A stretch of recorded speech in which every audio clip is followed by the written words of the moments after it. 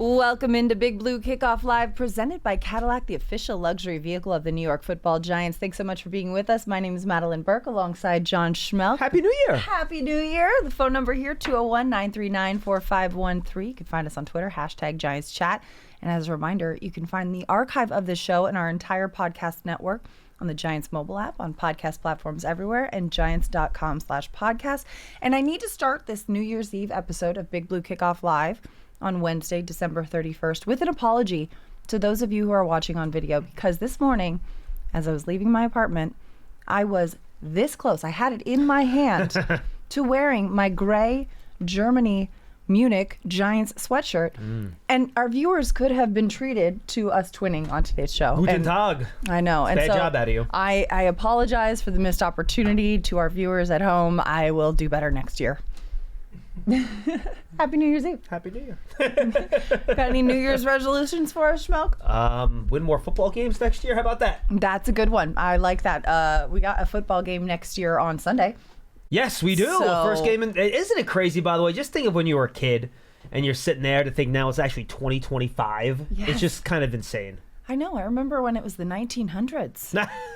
You know, and I was I did- playing with a Tamagotchi, and now, like, I have had somebody say to me, boy, you were born in the 1900s? Oh, no. It's very depressing. I'm sure your kids throw that at you all the time, too. She's a little young for that one. She doesn't quite get that yet, but I think it was an intern here last year gave like, you were born in the 1900s lied to me. And I'm like, you just need to shut up and go away. It is wild, like, when you're looking at draft prospects and all that, and you see their birth dates, and you're like, I was in high school that year. Yeah, Like, it's rough. It's rough, but that's where we are. it is rough indeed, but you know what? Time moves on, and we moisturize. That's what we do here. So now I don't care about this. So do you have like an internal, like every time it's your birthday, you're the same age now? Or do Oh, you, no. I lean in. You lean in? All right, good I for lean you. in because I also think I like to say, like, in January I'm turning 37, and I like to say I'm turning 37, and I like to hear people say, wow, I thought you were 27. Even if they're just being nice, I still love to hear it. So Pearson every year says he turns like 21 again, so it's okay. Yeah. I can't be 30. yes.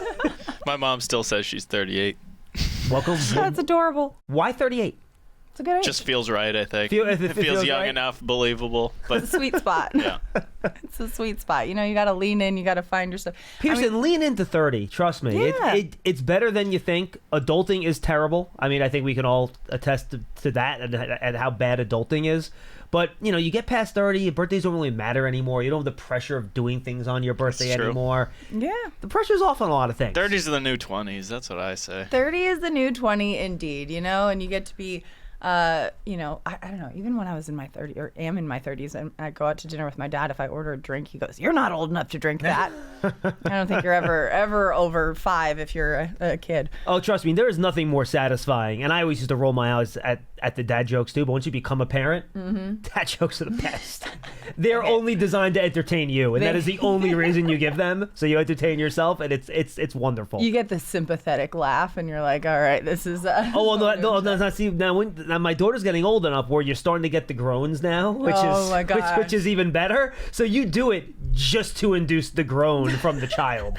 It's totally worth it. It's fantastic. Dadding is just finding new and creative ways to embarrass your daughter. Yes, that is absolutely correct. It's a lifetime. Yes. And also, you know what? Your daughter will be making you proud, much like Amir Smith-Marset. Look at this transition. Making his grandma proud. He was on the mic after his 100-yard touchdown on Sunday, his kick return for a touchdown. He goes, my grandma's going crazy at the house. And congratulations to Amir Smith-Marset being named NFC Special Teams Player of the Week this week after that play. Yeah, absolutely. And look, these are the guys that, aside from the Malik Nabers, obviously had an unbelievable game as the Giants' 6th overall pick. And, you know, he's from Newark, Amir Smith-Marset, but, you know, these are the guys that did it for the Giants in this game. You had Ty Summers and Darius Muasow starting at linebacker, right? You finally had some of your guys back in the defensive backfield, but before then they were playing all these backups. Right. You know, Elijah Garcia on the defensive line, Elijah Chapman on the defensive line. Go down the list. Tamon Fox had a big block on that return for a touchdown, right? Offensively, you have Jake Kubas starting at guard. Aaron Stinney's at another guard. Greg Van Roon's at a position at center. Drew Lock was your second quarterback. You want to call him your third quarterback because DeVito was the first one in after Daniel got let go. However you want to rank that. You know, these were Giant players that are basically fighting for jobs next year that made plays to win this game, which is why tanking in the NFL doesn't exist, right? Because you can't tell these guys not to go out there and play hard when they're playing for their livelihood. So absolutely. I don't know a single player that you could look at and say, hey, lose this game on purpose so that we can draft your replacement. Like, no chance. Every player you mention that concept to, they laugh at you, right? Right. And, I'll play off of that here because I'm not going to go through the whole spiel with the draft pick I went through yesterday. I went through that with you guys. But this should make Giant fans feel a little bit better. And if you've listened to Draft Season, our draft podcast with Tony Pauline, we've kind of talked about this. It's been a question I've asked all of our guests on that podcast. And I say, all right, guys, take this year's quarterbacks class, combine it with last year's quarterback class, and stack them. How would you stack these guys? And I've been having this conversation with different people since October, give or take. And the question I always get, well, it starts at 4, right? Because the top 3 guys last year are head and shoulders above the guys this year. It's not close. So it starts at 4. And I'm going to reference a quote from Dane Brugler, who is, in my opinion, the best draft analyst out there. Oh, he puts absolutely. out the Beast every year. A great dude. He's on all of our content for a long time. We've been having Dane on for 10 years back when he was producing the Beast independently before he was even with a media outlet. So this was a tweet from Dane yesterday. I think he tweeted out of one of his stories. Some NFL scouts believe 1 or 2 quarterbacks are deserving of this year's first round, while others thinking drafting any quarterback in round 1 would be a mistake. A comment from an AFC scout. Man, I feel bad for the teams trying to find one quarterback in this group.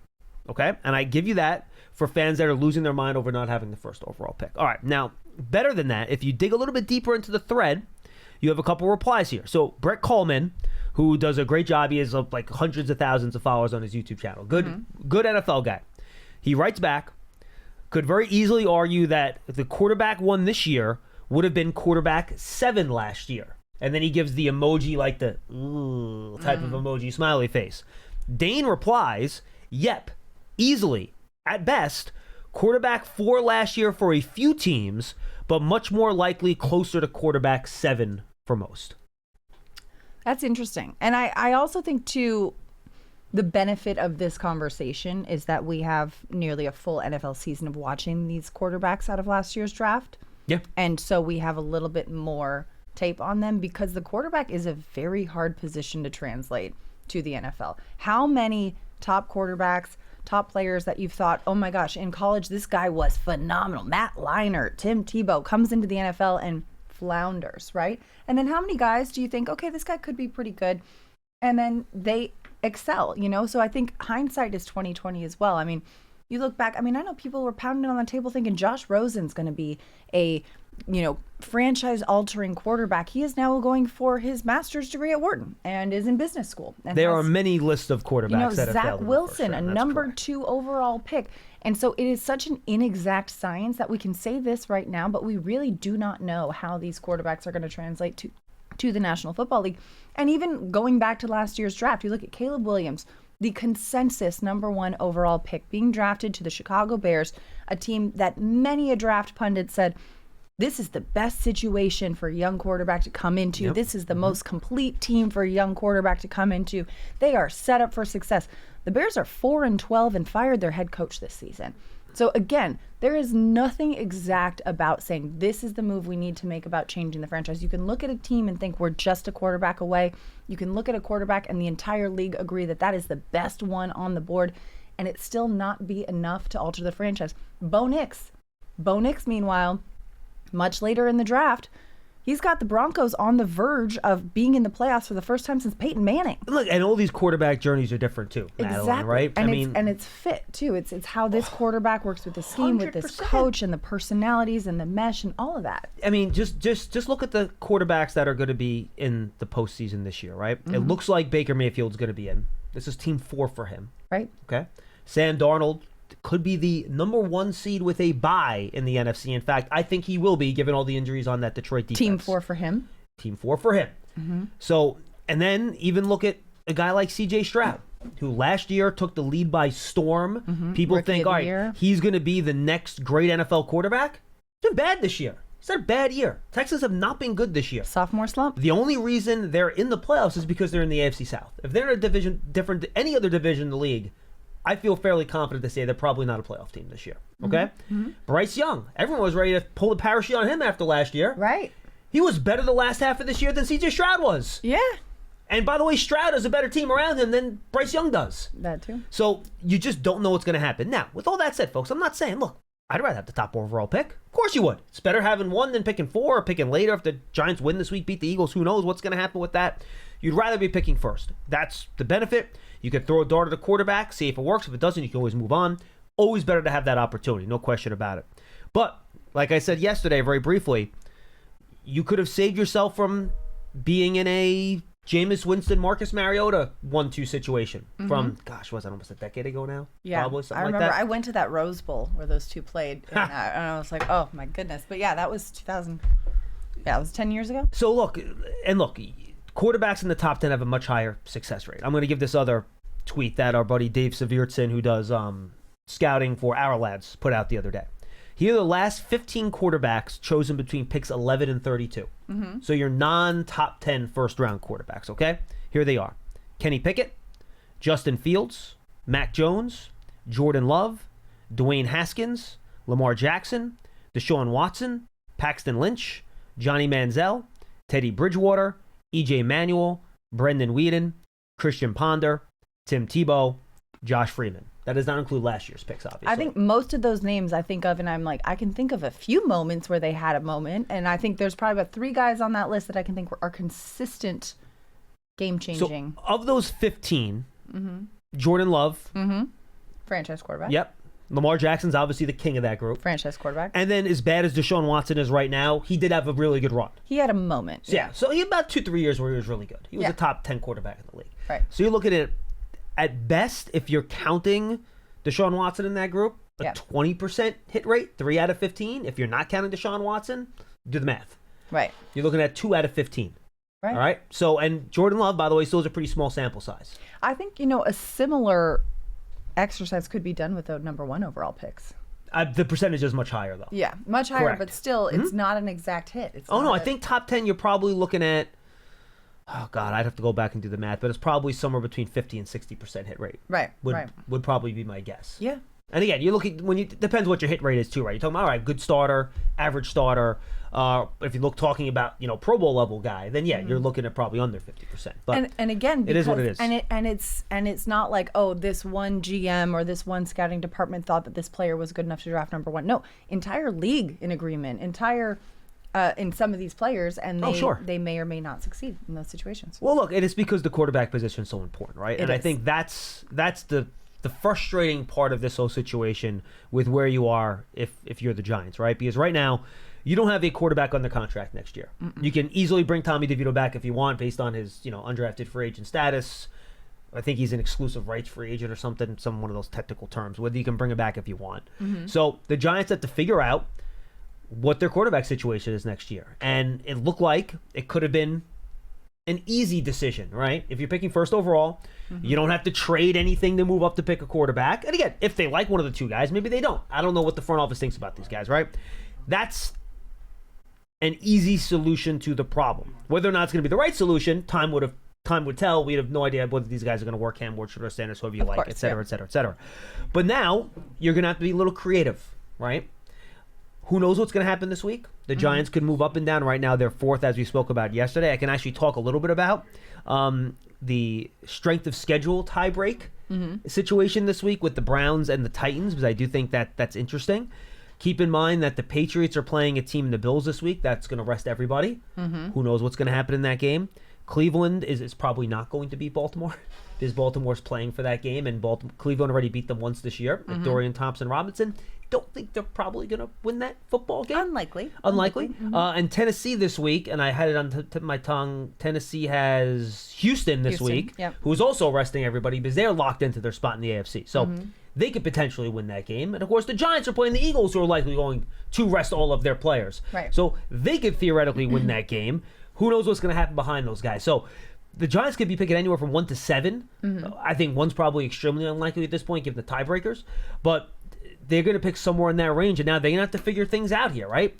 Is it, and here are the options, Madeline, right?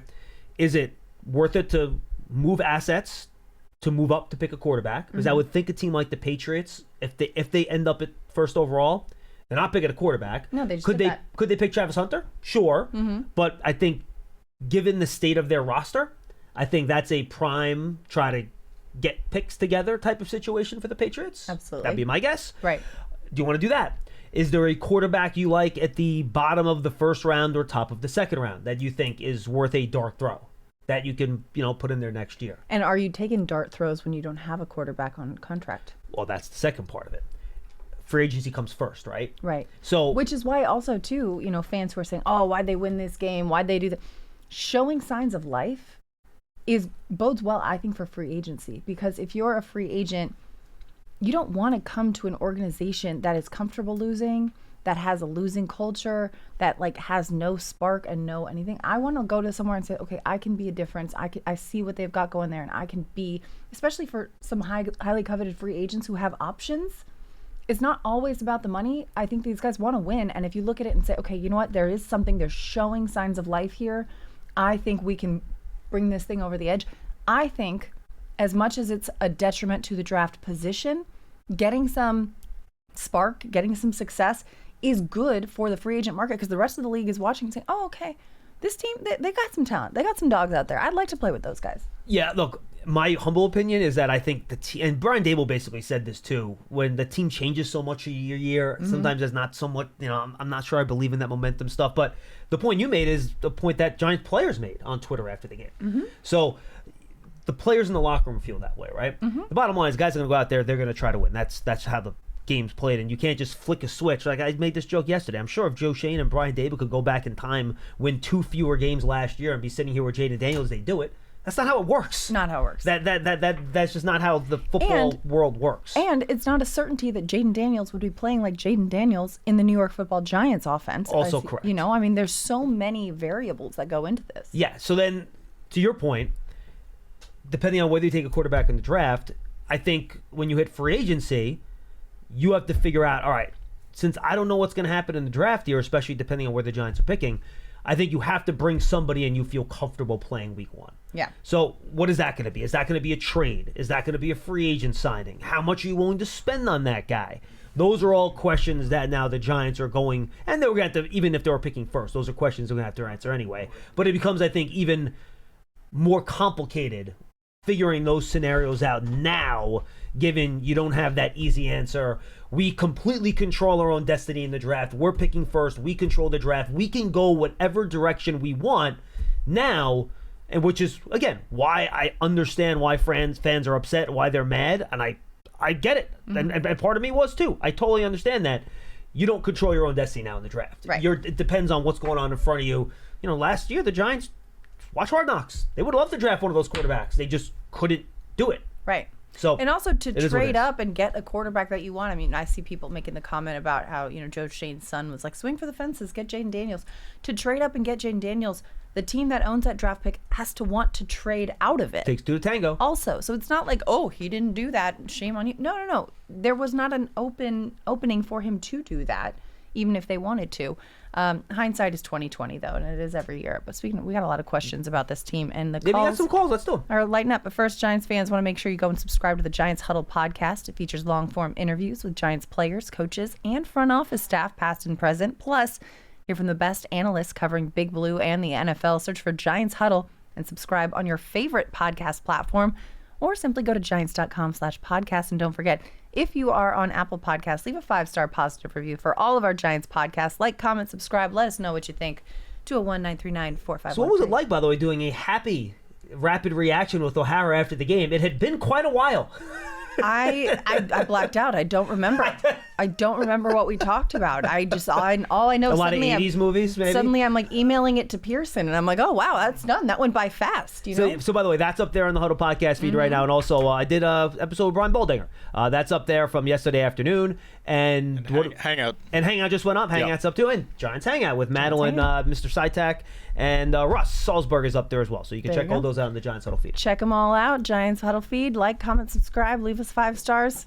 You know the drill. Yep. All right, 201-939-4513 is the phone number. Let's head to the phone lines. Marty in Manahawkin's been holding the longest. Marty, welcome to Big Blue Kickoff Live with Schmelk and Madeline. Happy New Year's Eve. Marty. Same to you guys. And Madeline, I'm sorry I read about your loss. Thank you so much. And John, I think you hit the nail on the head. I don't think we have to be married to a quarterback in the draft. There's definitely other options. Well, you have to find the quarterback, Marty. I don't know where you're finding one, but you got to have somebody play the position, and hopefully he's pretty good. Otherwise, it's going to be hard to win. I think Uncle Rico's available at this time. Sorry. To quote Brian Dable after the football game, quarterback play is a big deal when it comes to wins and losses. So you're going to have to figure something out there. Mm-hmm. Well, Paulie wasn't too far off with Jimmy Garoppolo. If you can keep him healthy, he's serviceable for a year or two, just till, if we could pick somebody up maybe next year that can hold a spot. And, it's... I don't want to drill into Paul on the post-game show on this. I decided to move the conversation forward. But I would suggest everyone go out there and check the last time Jimmy Garoppolo managed to stay healthy for an entire season. It's been a bit. I mean, yeah, he's got the same thing that Tyrod Taylor has. Great talent. Like Amani Toomer always says, hell, when he's well, he's just hurt all the time. And it doesn't help you, right? I mean, it's great. If he was healthy, he'd be great. Well, if he's never healthy, that really doesn't translate well on the field. That's tough. Well, it is tough. But, there are other options. And hopefully, the front office will make the right call, and I think they should leave the front office for now just as it is. Don't why look to change again? It's crazy. I mean, we have no continuity. It's something we have to look at. Yeah, so Garoppolo, just for the record, played 16 games in 2019 with the 49ers. That's when he, I believe they got to 2019. Is that the year they lost to the Chiefs in the Super Bowl? Cowboys. Oh, no. Was that the divisional? I'm trying to remember. Yeah, 2019. I'm trying to think what the Niners did in 2019. The Niners in 2019 went 13-3, and they lost to the Chiefs in the Super Bowl 31-20. Okay, I did remember that correctly. That's right. Then Miami, the Super Bowl in Miami. Yes, the following year he played 6 games. Yeah. He played 15 games the following year, and I believe that is when he got hurt and then got replaced in the postseason. Played 11 games the year after that, and then he played 7 games for the Raiders in 2023. He has not taken a snap in 2024. So, Marty, you got anything else, bud? No, that's it, John. You summed it up pretty well. So, have a happy New Year. Thanks so much for calling, Marty. Happy New Year. Wishing you all the best in 2025. The bridge quarterback game is a tough one to find a veteran. Now, ideally, Justin Fields. Yeah, look, I think Kirk Cousins. I just don't know how much. I actually asked Brian Baldinger about Kirk Cousins in my podcast with him. I wonder if you could get a Russell Wilson-like deal for Kirk Cousins because he still has those 3 years fully guaranteed that he is collecting on from Atlanta, and maybe an opportunity on a lower price tag. I know his agent is great and gets nothing but fully guaranteed multi-year contracts for him. Yeah, Kirk Cousins has not been known to take less money generally over the course of his career. Right. But because he's got it coming in already and has the options and the ability, I don't know. The question is that will the Falcons, if the Falcons decide to move on from him, and who knows if they can, do that or not, but will they be able to find a team willing to trade for him? Or will they have to let him go? Right. That's going to be an interesting question. And again, that's why, you make the Russell Wilson-Denver comparison. If they realize, listen, this is a very expensive backup, maybe we let him go, hope some other team signs him, and we can kind of shed some of that way. Yeah, I mean, if the cap hit to them doesn't make any difference, so the question is whether or not they get any type of value back for him, if they'd have to pick up some of his salary cap money, too, right? So, pick up some of that base salary. They're obviously on the hook for the bonus money anyway. So that'll be interesting to see how that plays out. But again, 38-year-old quarterback, second year off an Achilles, better than first year off an Achilles, but how much does he necessarily have left? Like Aaron, what do we hear from the Jets? Oh, Aaron Rodgers, once he's back, he's going to be fine. Well, wasn't fine. Definitely just not. Did not look like the old Aaron Rodgers, right? So what does he have left? I would like to go more of the Baker, Sam Darnold type route. That would be more the Justin Fields type of thing. Like you mentioned, get the young guy that hasn't worked out in a couple different places and see if you can make it work here. I think I would prefer that. Will Levis? Yeah, Geno. I don't know. Who knows? Maybe kind of like a Geno Smith type of signing, right? Somebody like that in that vein. Does a team decide to move on from a younger quarterback that maybe is a good player, but maybe they don't think he's good enough to keep on the roster and then continue to pay? who knows who's going to become available? You don't know. But like the Jacoby Brissett route doesn't necessarily get me all that excited. I'd rather take on a guy that maybe has some level of upside because of his youth and he hasn't played in the league a ton, and maybe you get him in the right spot with the right coach, he can kind of take a bit of a jump, rather than somebody where you kind of, like an Andy Dalton, right, where you know what you're getting and like there isn't any room for like a bump there. You know what I mean? The ceiling is the ceiling, the floor is the floor. You got Correct. it's a well described player. But those guys are tough to find too. So Right, and tough to find on the price tag and timeline that the Giants are looking for. Other people have posited, hey, if Sam Darnold continues to work out in Minnesota, the Vikings would be silly not to resign him. It would be an expensive investment because of the price tag that I think he would garner if he gets them, to maybe an NFC Championship game or further or somewhere along the way the Vikings are playing right now. I think And they're franchising him regardless, to be honest with you. But if that's the case, do the Vikings say, hey, listen, we've got a guy right now in Sam Darnold, J.J. McCarthy, perhaps somebody who we love, but realistically isn't going to line up. Do they shop J.J. McCarthy? That's a good question. Or do they keep J.J. McCarthy akin to what Jordan Love, sit him for a couple of years behind Darnold and then start him, whatnot. But if the Vikings say, hey, we can get some assets for J.J. McCarthy, and the Giants, a team that scouted him last year, liked him last year, didn't like him at 6, but liked him last year, maybe we take a flyer on this guy, Yeah, exactly. There's options. There could be options. Like, we don't know what options are going to show themselves. I mean, what free agency is in the NFL. Things happen that nobody expects. They So, call it a we'll have to wait and see. frenzy. Free agency frenzy, ladies and gentlemen. So, yeah, we'll see. It'll be an exciting time, exciting offseason. Lots of shaking up in the New York Giants organization. Giants fans, you can take your fandom to the next level. Level it up. Get a season ticket membership. Stay connected to the club all year round, not just on game days. Memberships are available. To learn more about the exclusive member benefits, visit giants.com/tickets. Limited inventory is available. Can we get Howard Cross on the phone right now? Why? Oh! Michigan 16. Let's get a Monty Alabama, Toomer. Let's nothing. get a Monty Toomer on the phone right Both now. at the same time. Seriously, Chanel, can I tap out? Let's just get Cross and Toom to dabble in some Michigan, Alabama. 16-0 Michigan. 9 minutes to go in the second quarter. Honestly, I understand. Like, I kind of appreciate that this year in college football, the heavy hitters are kind of, falling by the wayside, leaving room for some of the new girls to come to the dance. Like one Arizona State, for example, Big game tomorrow. preseason, ranked last in the Big 12, and they say, you know what, we're going to establish dominance in this new conference early, win the Big 12, get a bye, taking on Texas in the Peach Bowl. Ladies and gentlemen, do me a favor, forks up.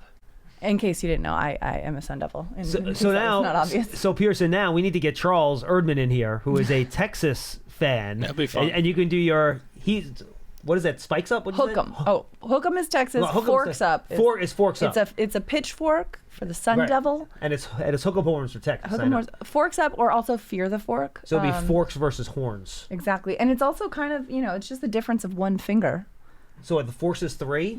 This is Texas. That's right. I know and then that's this Texas. is ASU. So that's ASU. Those Yeah, 3. Okay. Sparky, So I also think it's ridiculous. Texas is favored by like 14 points in this one, and nobody's giving credit to ASU. Kenny Dillingham has his boys playing hard. Cam Scattaboo, watch that man work. No, he's fun. He is fun to watch. He's fun. And honestly, as a long-suffering Sun Devil fan who has been through many a season of high expectations and disappointment, the fact that there's seasons like this are the best. I know. Oh, they're the best. I remember Dennis Erickson's first year, they won 8 straight games, and I was like, they're never gonna lose. And then they did. And I'm just like, it's always the high, and then comes crashing down. And the fact that ASU is the most relevant that they have been in my entire association with the university, which is like 20 years now, I understand. I finally understand. Brothers and sisters who are Ohio State fans, Alabama fans, Michigan fans, big Georgia fans. I get why you love college football so much. This is so fun. I'm surprised you aren't in Georgia right now. Like, what's going on? I know. You know what? I'm a little disappointed in you. I'm not going to lie. I know. It's been a week, ladies and gentlemen, but I if you know, I gotta be here because these New York Football Giants need me. But they will hear me in Georgia. I will be wearing my maroon and gold tomorrow. I am very excited for this one. And by the way, for Giant fans that aren't interested, Jalen Milroe 4 or 5, 18 yards and a pick in a quarter plus of play. So see, Jalen Milroe, another quarterback that I think, you know, especially last year, you're thinking, oh, next year he's gonna be, you know, one of the top guys, and it just didn't pan out. I think would be best served for him in terms of development to go back for another year. Like Carson Beck. We'll see. I think if he comes out, he will be the third quarterback taken, just because of his great Scarcity. physical talent and the scarcity of the position, obviously. But we'll see. I don't know what he's going to decide to do. It's not even halftime yet. Michigan up 16-0. Tide are getting rolled. And Milroe just got, was that Mason Graham that got him, or was that Kenneth Grant? One of the two very, very good Michigan defensive tackles. I believe that's, it's Moore. Yeah, I don't know who that guy is. If he isn't a draft prospect, Pearson, generally not going to know who they are. The life of an NFL-centric college football observer. Right, exactly. And you know what? And Moore might even be a late-round pick. I just haven't gotten to those guys yet. It's only December, yes, Schmelz. Give it's yourself early. time, you It know? is early. I'm getting this stuff a lot earlier than I usually do. I know. Unfortunately, the Giants have allowed me to do that this year. I don't know if even Dane Brugler has gotten there yet. No, I take that back. He definitely has. Dane That is like man- half his beast written already, man. What are you kidding He's me? got half the beast written for 2026. This man Exactly. is on top of it. 201-939-4513 is the phone number here for Big Blue Kickoff Live. Let's get back to the call. Scott in Philly. Scott, you're on Big Blue Kickoff Live with Schmelk and Madeline. Hope you're having a happy New Year's Eve in the Philadelphia. Hey, thank you. Hope you guys are as well. Being in Philly this past Sunday, the Giants game wasn't. We watched the Eagles beat up on Dallas, but I was able to listen to the game through the fan and the audio app. So I just had a question about the offensive line. Sure. How would you rate them this game? Like 1 to 10, I kind of thought they'd be like, just listening to it, didn't sound like, other than the 40-yard scamper, didn't sound like they had made a lot of holes, didn't sound like, you know, they gave a lot of time for passing, even though we were very efficient in passing. Just curious how the line did. And then specifically, do you have grades on Cubas and Evan Neal? Ironically, Scott, and good call. I appreciate it. I think that's a good question. That is a great question, yeah. We didn't talk much about the offensive line yesterday. It was kind of like bizarro Giants offensive line play, because for the most part this year, Madeline, their run blocking has been better than their pass blocking. Yeah. And I thought it was the exact opposite in the game on Sunday. Well, and like Sean O'Hara always says, you know, the run blocking is you're the hammer, and pass blocking you're the nail. You know, you're taking the impact versus giving the impact. But this was the 9th different offensive line combination that the Giants have seen this season. That's tied with the Patriots for the most in the league. And that is a lot considering the first 6 weeks they had the same consistent starting 5. Correct. This offensive line, no sacks given up. Mm-hmm. Only 2 quarterback hits, too. Only 2 quarterback hits. And the pass blocking, like you said, it helped that Drew Lock was playing a lot quicker and more decisive. Well, but you can do that when you play with a lead, right? yes, yeah. But still, like you said, the pass blocking I thought was great. Yeah, I thought the pass protection was strong. You went back, you looked at it, I thought Evan Neal did a pretty decent job. He got, you know, everyone's going to have a couple losses out there, but he was okay. Luminor, I thought, did a good job over at left tackle. And it's funny, the old cliche is that, and to your point, with another new group on the offensive line, how it takes a little time to get chemistry with each other, the run blocking was not pretty in this game.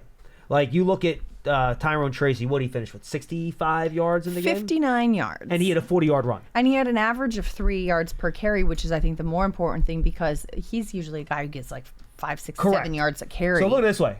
59 yards, 40 on one run, which means his other 19 rushes, he had 19 yards. Yeah.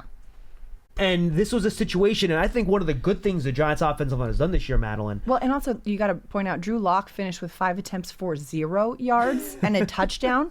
So the fact that 0 yards, that means there was a lot of backwards running there. 'Cause he had a 5-yard touchdown, so that forward progress negated. Correct, and that's where I was going, because I think one good thing the Giants offensive line has done this year is not allow a lot of negative runs, which is something we've seen, frankly, since Saquon Barkley got here. There's just been a ton of penetration.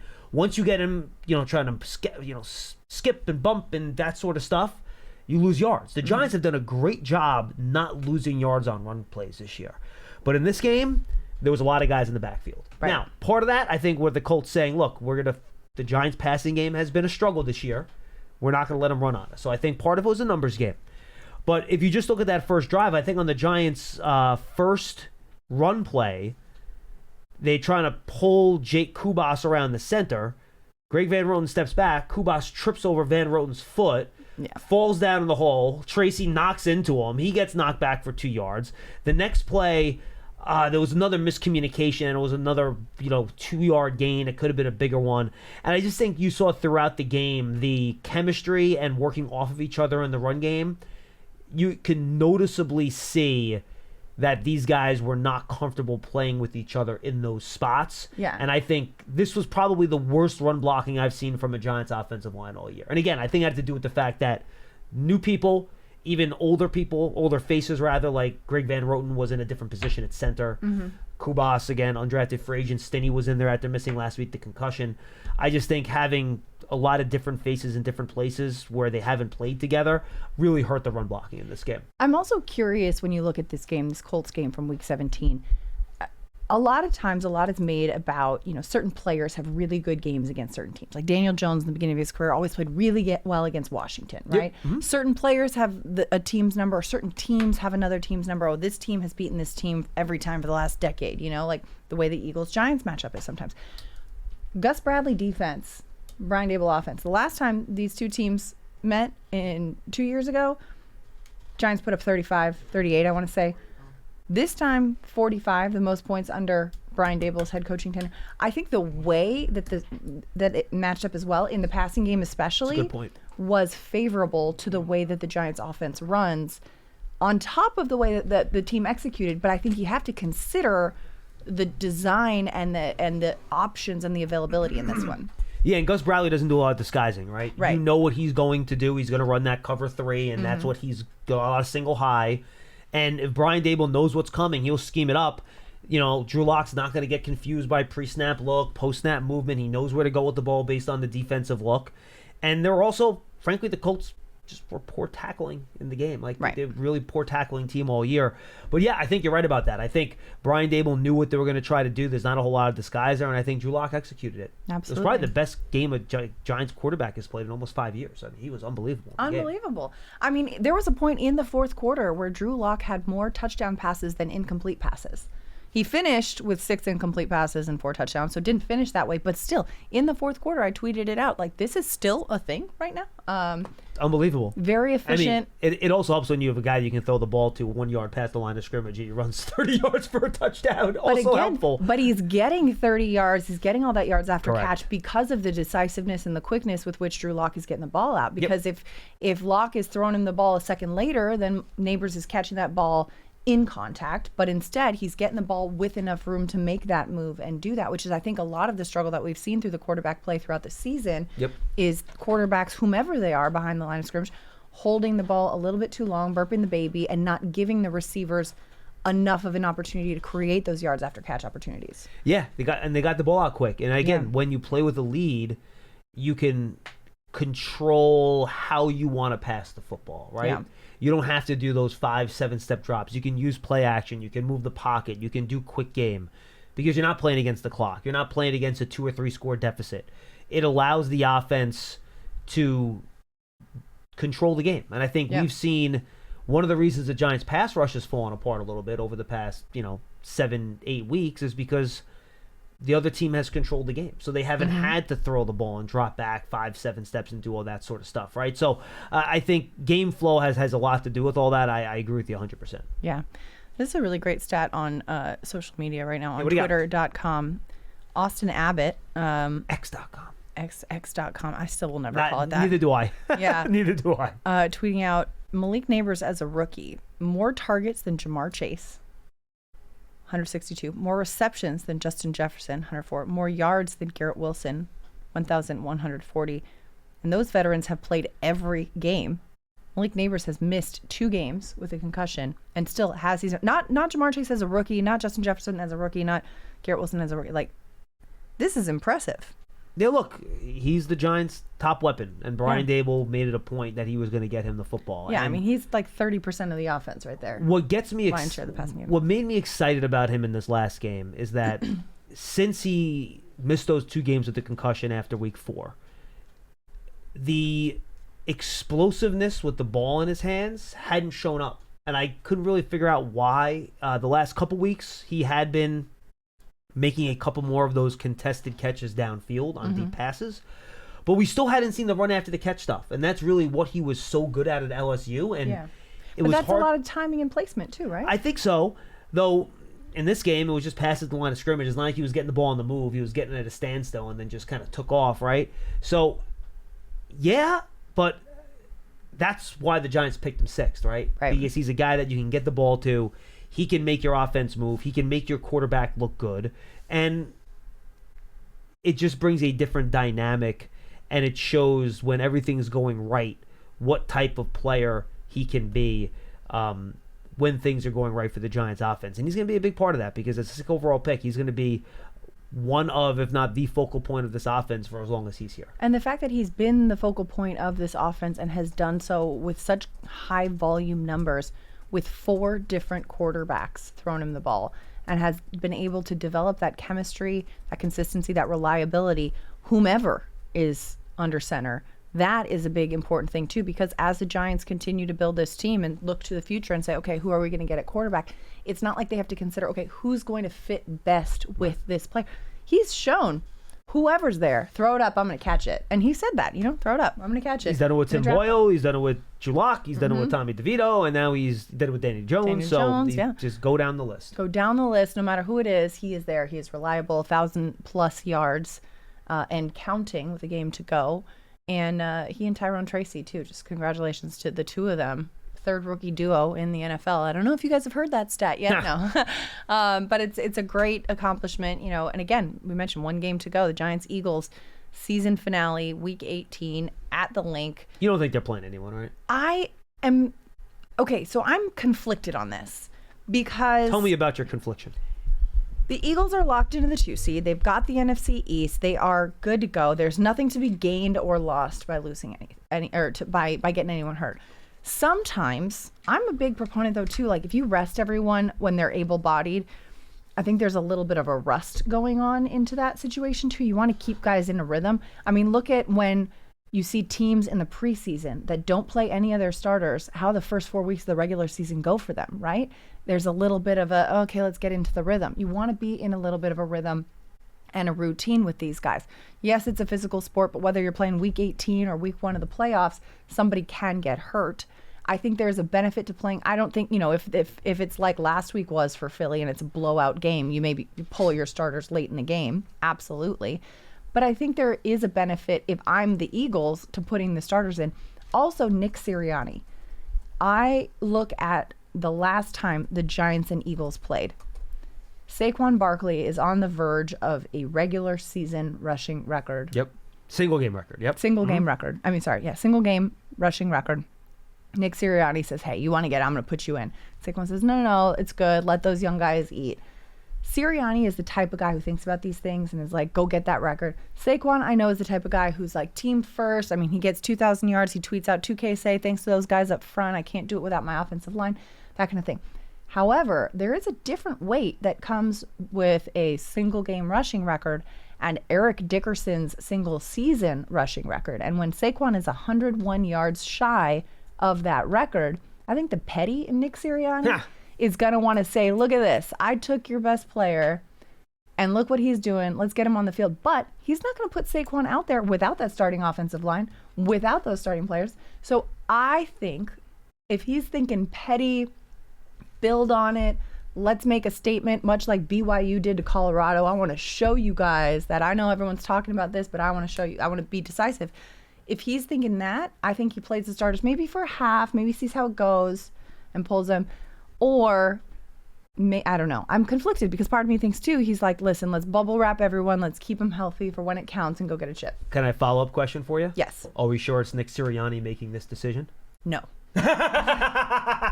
No.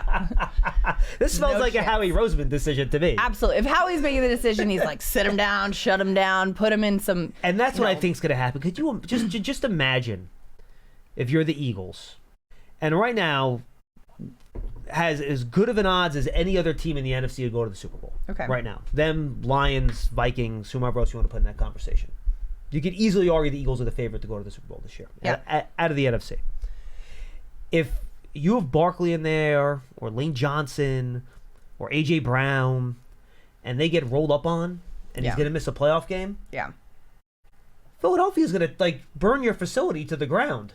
Like, it's going to be a big problem. Especially when you're facing a Giants team with a lot of second and third string guys who are playing extra hard to try to show it's kind of like a preseason game in that I want to make a point to show I deserve to be on an NFL roster, and you're going to be finishing hits harder and things like that. And, probably for the same reason teams don't play starters in the preseason, I can imagine them not playing starters in this game. And I agree with your rust argument. I worry more about rust for a team like the Chiefs this week, because they have a bye next week. That too. So I don't like having your guys sit for 2 weeks and not do anything. Right. That makes me worried, because then you sit there and then you're really out of a rhythm. The guys haven't been hitting 2 weeks. Yeah. Almost 3 calendar weeks if you actually count the number of days, right? It's almost like 20 days. Yeah. They haven't been hit since 2024.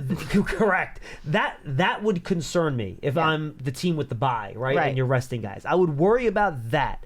The Eagles had their bye week all the way back in week 5. Yeah. It's a lot of games in a row. That too. That's They're good banged to consider. up. They have some older players in the team, like Elaine Johnson, guys like that. My thought is that they're going to rest everybody. And not to mention the Adam Schefter report that he oddly made 2 weeks ago, which who knows where that came from? I don't know. Shrug. Where, if the Eagles were in this exact position, which is what he posited in his little report that he had on ESPN that somebody ended up tweeting out, that the Eagles would probably prefer not to go for the rushing record for Saquon Barkley and instead lose the game to hurt the Giants' draft position. That also... Schefter literally said this on the air. And if you don't think that came from someone in the Eagles organization, good luck to you. That also factors into the petty that I'm talking about. It's a different type of pettiness. It's a different type of petty, but petty nonetheless. So, again, I don't know, all jokes aside, I'm being tongue-in-cheek. I don't know where Schefter got that report from, but if you know these guys, they don't pull these theories and ideas out of thin air. Someone fed that to him. I don't know where it came from. You guys can come to your own conclusions there.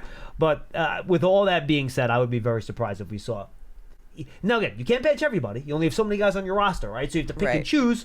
You can't have everyone inactive because you just don't have the guys on the NFL roster. But, you're not going to see... Jalen Hurts coming off the concussion, you're certainly not going to see. No. 100%. And Kenny Pickett now at the ribs, you're not going to see him. So it's going to be Tanner McKee at quarterback, okay? Devontae Smith and A.J. Brown both have dealt with injuries over the course of the last couple of years. They're not going to play in this game. So the question is, Barkley, the offensive line, and then what defensive players up front are you playing? That's the question. I just texted a friend of mine who is a scout with the Eagles, and I said, "You guys play anyone?" He goes, "Everyone that dresses." And I'm just like, this time of year. He's not going to tell me anything. No. And that's the other thing that's going to be annoying about this. If you think Nick Sirianni's showing up at his Wednesday press conference this week and telling you what he's doing, nope, you are incorrect. It's one of those things. It's like, listen, that will not be happening. I got to ask. I mean, I'm not going to ask. This is journalism right here. And you know what? He's not going to tell me. No, of course. And, but, the funny thing about it is, will a player get asked in the locker room and they're not in on it, and they're like, "Oh yeah, I'm playing. I'm good to go." Yeah. Or "Oh yeah, no, I'm not playing this week." Right. And then that'll kind of the game will be over at that point. I would imagine though that they are not actually fully sure yet what they're doing in terms of who's in, who's out. But I think that they're going to kind of decide that as the week goes on. I'm sure they'll tell the players on Wednesday. Yeah. Because the first practice, you're going to want to practice the guys that are going to play in the game, right? So you're going to know.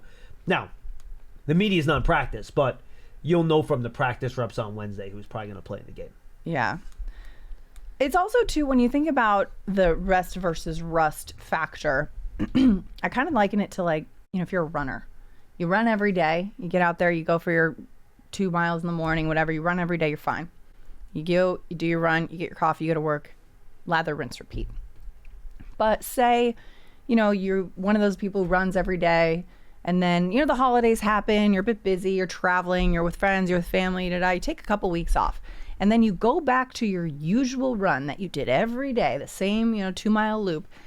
And suddenly you come up with a little pull in your hamstring or this or that because your body, even if you're doing everything the same and you're stretching and you're doing everything else to keep your body in alignment with that, when you put that same effort in and you're out of that routine, these, some other injuries happen. And so that's when I look at that. But that's why they pay these sports science people all the big bucks. Because I think about when you say, we're going to sit everyone, have them, especially when you talk about the Chiefs and things like that too, with a couple weeks off. You sit everyone and they're just there just getting whatever. And then you go out there thinking, I'm going to give that same effort that I did when I was in that rhythm. And your body isn't there. No matter how much you're trying to stay in shape in the weight room and all that kind of stuff, your body doesn't work the same way when it's not in that same rhythm. See, now the other way you look at it, and I think we've all been here too, right? You do the same exercise every day, but then you take, let's say, just 2 days off. You have to work, you have a family or whatever, and then you come back after just those 2 days off, right? And you're flying. You're feeling really good. You're like, my legs are fresh. I'm still in rhythm, and I feel great doing this. You run a better, you run a better pace. You get better, metrics on your Peloton ride, whatever it is that you're doing, and you're sitting there. You're like, all right, those 2 days off really helped me. Right. So is it the rest that way that helps you, or is it to your point where maybe the break's a little bit too long, and then you're not feeling good when you come back? That too, and again another inexact science. It's like, is it where's the sweet spot? And the other part too is for each player. I'm sure it factors a little bit differently too. Oh, I agree. I think the older guys they're definitely going to be like, I can take the week. I'm good. Yeah, for sure. I've been doing this for decades. I can put my feet up and have some bonbons and enjoy. So if I made you guess, Mads, and don't raise ask me as we get the college football game on over here, do you think one of the underdogs wins one of the college football playoff games this week? Absolutely. Not Arizona State. Oh. I was gonna say, Schmuck, come on, duh. Yeah, because just mathematically, first of all, there's 800 bowl. Wait, no, you're just talking about the playoff. Talking about the college football playoffs. College football playoff. Okay. I'll give you the team. Will Notre Dame beat Georgia? Will Boise beat Penn State? Or will Ohio State beat Oregon? Well, Penn State is the underdog in that one, no? Well, they're the 6th seed, but I don't know what the betting lines are, but I'm quite sure that they're going to be favored in that game. Okay, that one I think is harder because I think. Yeah, and again, same with ASU. ASU is a 4 seed, Texas is a 5, but Texas is heavily favored. I do feel good about Notre Dame, especially because they have this beast who has made a tremendous comeback this season named Howard Cross III. So can't not root for the Fighting Irish. Penn State favored by 11.5. Oh, there wow. Ashton Genty, though, is such a special player. Oh, he's awesome. He's going to be fun. If Giant fans, if you haven't watched him yet, because Boise State usually plays at 10 o'clock at night all the time, he is a lot of fun. He's a lot of fun. So if you're watching that, I think that's going to be a ball game. Penn State, Boise State will be fun. And Penn State doesn't run away from people generally, though they did in round one because they got those 2 pick sixes against SMU earlier in the game. So SMU had no business being in the playoff. Like, the ACC is not. Yes, they had a great record, but the ACC is not. Look at Clemson and SMU. I don't know, either one of those. I think down year for that conference. I think Oregon, moonwalks the championship game. So I don't see Ohio State pulling off that upset. I need to have Salmon down here now. Ducks don't get wet. That's just a rule. It's actually true. They have this oil on their feathers so that when water gets on them, it just pills off like a rain jacket. How about their undercarriage though when they're floating on their the water? undercarriage also same way. It's like there's this oil. It's like oil and water. There's this separation. You see a duck get out of water, shakes off, and all of a sudden he's dry. How about their feet? Unclear. I'll have to ask Kayvon Thibodeau about that, our resident duck from Oregon. Any Corgi facts as we're... Oh, yeah. Back to the... Schmelk, you weren't on this day, too, but we did a whole segment, too, because one of the home games this season, the Giants at halftime had... Oh, the Corgi races. Yep. I did play-by-play of the Corgi races during the halftime show. It was fantastic. Did you know that Corgis' butts float? I did not know that. They have a little air bubble in there, and you put a Corgi in water, they're swimming, you push the butt down, just whoop, right back to the top. I do know from behind, it looks like a nice loaf of bread when they kind of sit down. Yeah, that is true. Caked up Corgis over there. I'm a big Corgi fan. Corgis are adorable. They are adorable. Like Corgis, yes. They are adorable. So we got plenty of animal facts coming your way on Big Blue Kickoff Live today. Ducks don't get wet. Corgis' butts float. Do you think that Tino knows what a Corgi is? No. Okay. No. I think the only way that is it an Italian dog? The only way that he would know what a Corgi is because he happened to see it on a football field.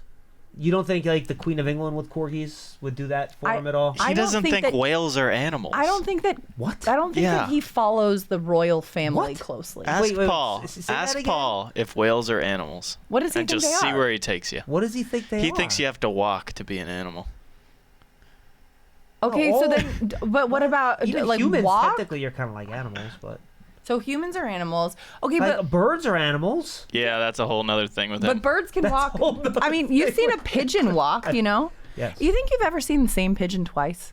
I mean, whales can kind of flop around on land. They can do that. Yeah, The but a flippers. beached whale is like, yeah, I don't know. That's probably not great. I gotta ask. No, it's not good. It's not good for them, but they can. I mean, I think whales have gone on the beach and then they've rolled back into the water and gotten out, right? Is anybody here a marine biologist? Yes, correct. So, An old man trying to send back soup at a deli. was it a Titleist? We got one more call. We should take it. 201-939-4513 is the phone number.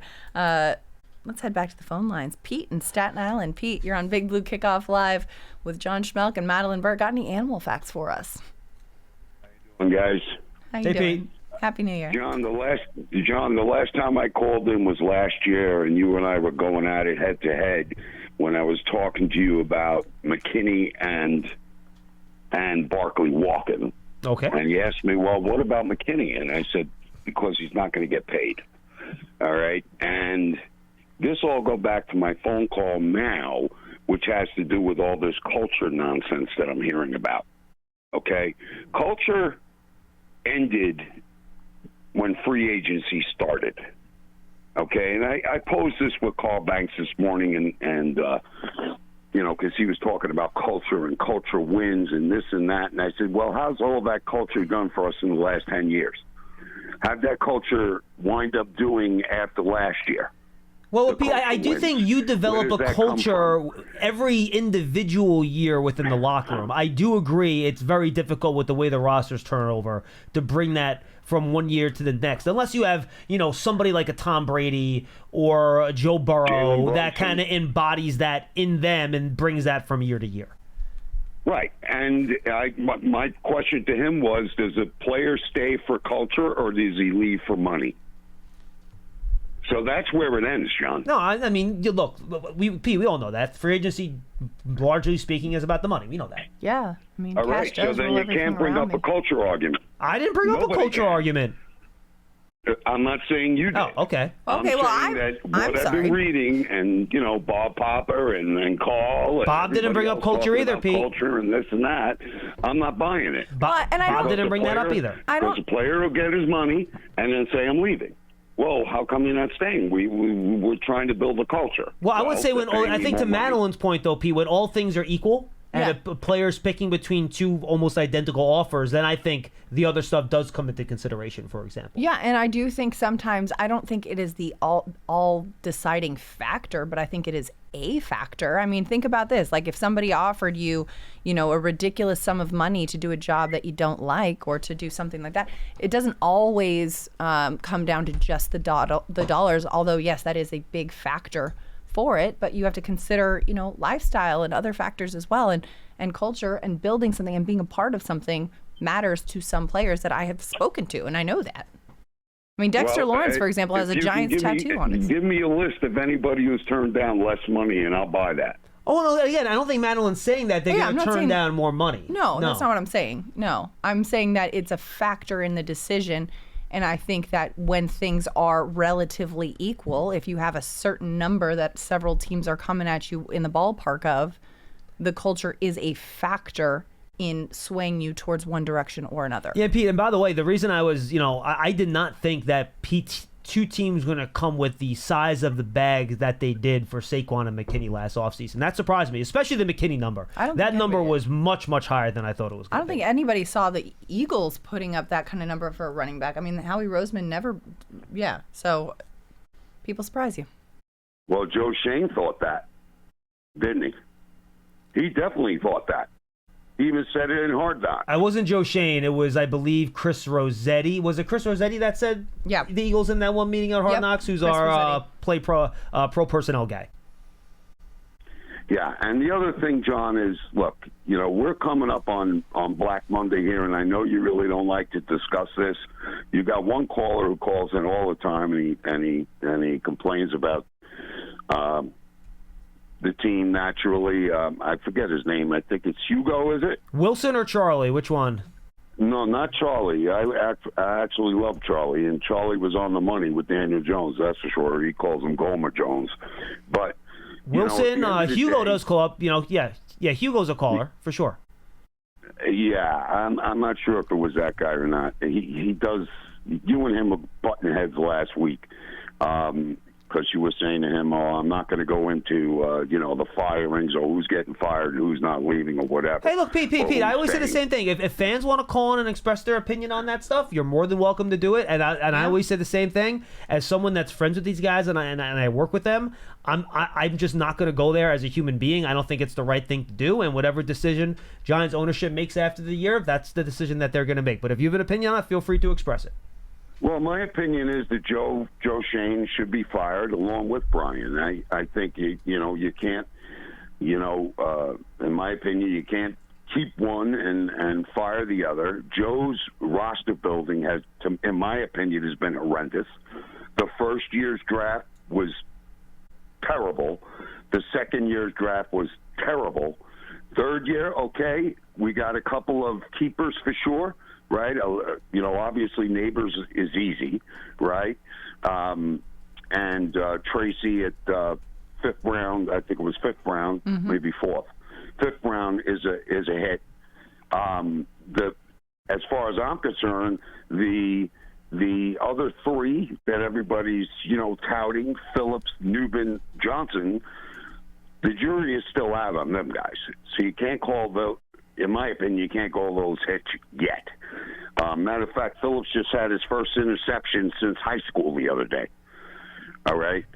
Newman, they have potential, but I wouldn't call them hits yet. Tracy, yes, I would call him a hit. Well, I mean, for PP, I don't think it's fair after 1 year to call anyone a success or a failure, to be honest with you, because things can change after 1 year, to be honest with you. Life is long. And as far as, the first year's draft, look, and the free agent signings and whatever he had to do, if Izzudu didn't bust, and if McKeithen didn't bust, and if Neal looks like he's going to bust or he is a bust, then we wouldn't have had to go out and sign Illuminor and Runyon. So that could have saved you about $50 million right there in its own. So his roster building, I mean, with those three busts, set us back naturally because we had to go and sign an offensive lineman where we could use the money somewhere else on the field. Now, Pete, just remember that McKinney. Now that isn't $50 million in 1 year. That's the total size of those contracts. Yes, over. I know. Okay, I know you know that. I just want to make sure the fans out there don't think it's like $50 million in cap space in 1 year. You know what I mean? Yeah. Now JMS, he's still a question mark. Definitely. All right. I haven't seen much progress in his play. All right. So, I mean, there's along the offensive line alone, just those four players that I just mentioned, including JMS in this mix, are all strikes as far as I'm concerned against Joe. All right. I don't like the fact that they let McKinney walk. I really don't like it. I mean, I don't know what kind of position they were in from a monetary standpoint, but the guy's an all-pro this year, okay? And, the same thing, and we bring up this culture thing, the same thing exactly is going to happen with Slayton this year. He's going to walk, and Ojolari is also going to walk, both of them. So, when you talk about culture... We got to roll, right? Pete. Finish up, okay? We got to roll. Yeah, we're when we're talking about culture and whatnot, okay, the culture side has to be on the ownership, the management team also, okay? You're trying to build a culture, well, fine, then keep your players. You can't say one thing about one thing and then do the exact opposite. All right. Well, Pete. thank you for the call, Pete. Happy New Year. Hope you have a positive culture in 2025. I think, talking about that too, though.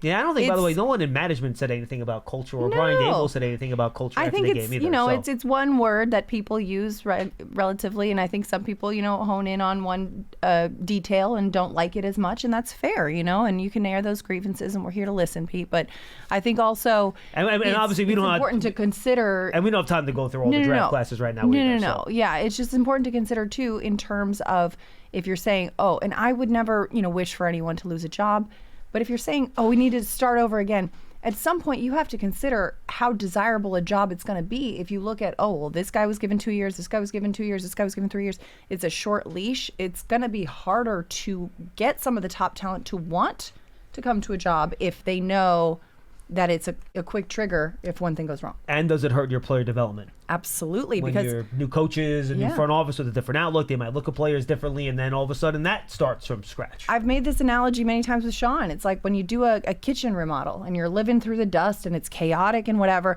and if you fire a contractor midway through and hire somebody else and they decide, actually, we want to put the sink over here, that sets you back. And you think, I just want this job done. But every time you restart it, you're extending the process and making a bigger mess. But at the same time, if the first guy's building it incorrectly and it's going to be in the wrong spot, you don't want to do that either. So those are the two sides of the argument that you're trying to figure out which the best way to go is. And you got to weigh, can you trust your initial decision that you did make to trust that person to build the kitchen? Correct. And you knew that it's going to be a messy process, but you sat in a room and you trusted that person was the right person for the job. So are you going to stick to that and let them finish the job? Or are you going to watch it and say, okay, no, we got to start over? You are giving me anxiety how many right times? Now, by the way. And how many times can you start over before you say, you know what, screw it, let's just build a campfire? Yeah, we are literally about finalizing on bids to redo our whole basement. So you're literally giving me anxiety right now. Yes. Well, listen, from every homeowner that I know is just expected to be 50% over cost and 50% over time. If they say it's going to cost you, let's just ballpark $100 and take 2 weeks, it'll take at least a month and cost you $200. I hope it's not double. That would be very bad. Or $150, That would still be bad. But so yes, it's, you are not the first person to say that to me. Yeah, exactly. So, woosah, serenity now. Happy New Year. Happy New Year. And Giants, just want to remind you before we go, the Giants official TV, connected TV streaming app, Giants TV, brings original video content and game highlights on demand and direct to Big Blue fans. Giants TV is free on Apple TV, Roku, and Amazon Fire TV, and the Giants mobile app. Pop on some Giants TV while you're waiting for the ball to drop tonight. No show tomorrow, by the way. No show tomorrow. We're back New Thursday Year's and Day. Friday. Back Thursday and Friday for more Big Blue Kickoff Live to start 2025. That is a wrap of our final show of 2024.